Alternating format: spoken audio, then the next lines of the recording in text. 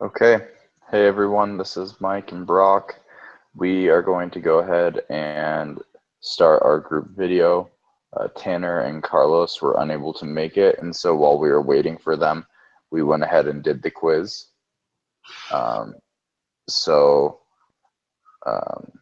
We will go ahead and just roll through the questions a little bit quicker than normal.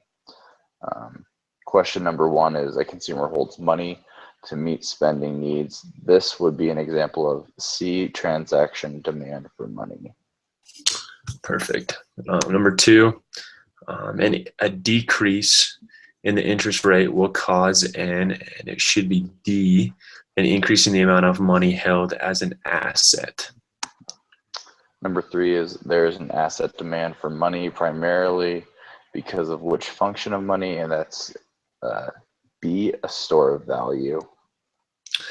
Number 4, an increase in nominal GDP will, and that should be A, increase the transactions demand and the total demand for money.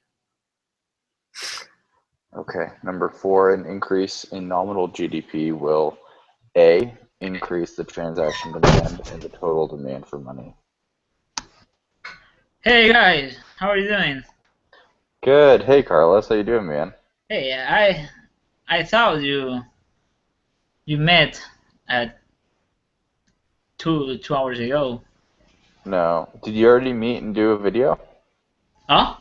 No. Did you already meet? No, I was hopeless. Oh. All right. Hey, let's keep we've already going. got all the answers. Let's keep going because we're live, and then we'll hop off afterwards, and we can talk a little bit about some things. But let's just keep going right now. Okay. Let me. So number 5, it says which line in the graph above would best illustrate the asset demand for the money curve, and I put line 1 would do that. Oh, okay. Awesome. Hey. Number 6 is when the interest rate falls, the C, total amount of money demanded, increases.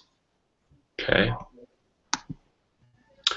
Number 7, in the cause and effect chain, linking changes in the bank's excess reserves and the resulting changes in output and employment in the economy should be B, an increase in the money supply will decrease the rate of interest.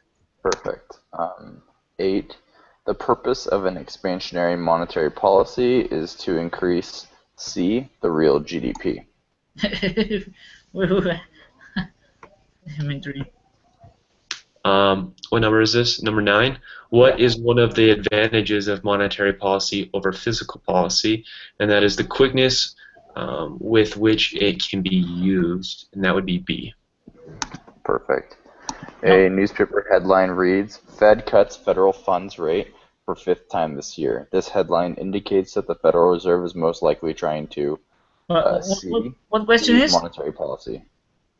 That's number 10. It should be C, ease monetary policy. Yeah. Hey Carlos, don't worry about doing this right now. We'll stay on with you after we post the video, and we'll help you out. Okay? Oh I was entering. Okay. Okay. So number 11, you there, Carlos?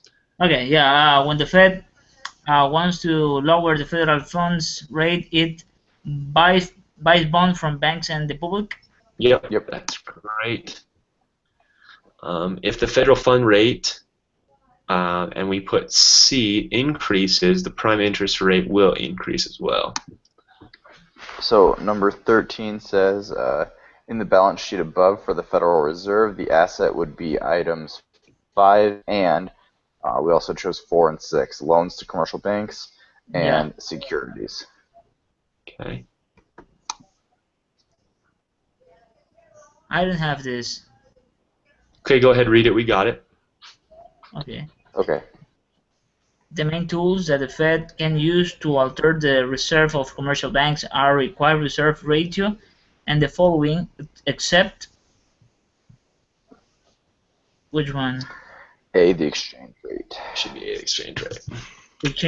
Exchange rate? Yep. Okay.